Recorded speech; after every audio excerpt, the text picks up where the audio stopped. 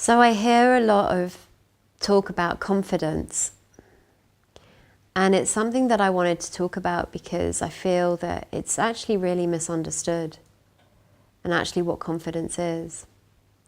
Somehow in the personal development world, we've come to see confidence as, being able to do it and striving and getting out there and being visible and leading from the front and that sort of thing.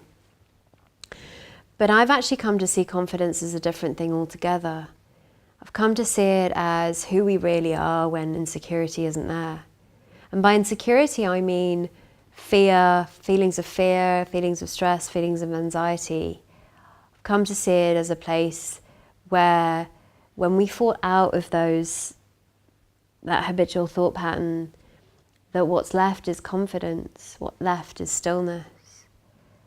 Because I don't know about you, but when I don't have much going on up here, there's nothing that really gets in the way of me doing that particular thing that needs to get done. But also, I'm aware of the fact that that my feelings don't come from what others think of me. There isn't any fear around that either. And it was last year that I really got to see this super clearly.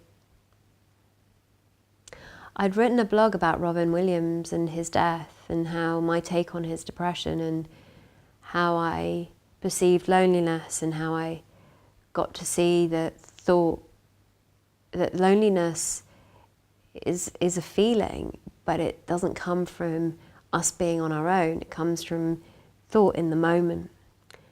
And so I expressed it, and it was something that I wanted to share. But it turned out it was actually a very sore point for a lot of people, as it was something that was really powerful for others. So the response to the blog was really quite interesting, because I got a lot of people saying to me how inappropriate it was, how surprised they were that I would have written such a thing, how it was really out of character. And there were other people that were like, wow, that was a really powerful blog. So it occurred to me that the blog in and of itself was just neutral, because if it wasn't, then everybody would have responded in the same way. And then it occurred to me that they were just hearing their story.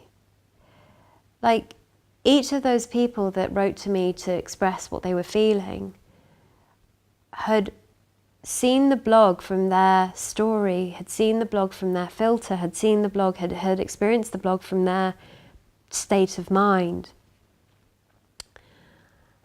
But it said nothing about me or who I was, or the blog in and of itself, because the blog was neutral. And even though I was a little bit insecure about it for a bit, I realised, and it was a really beautiful moment for me to see, that I didn't need to fear what people thought of me, because I'm not responsible for how people think or feel. I can't be, I can never be.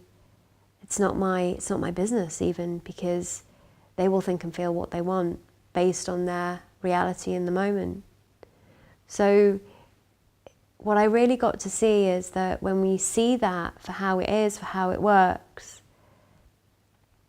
that we're free to express ourselves any way we want without the fear of what others will think.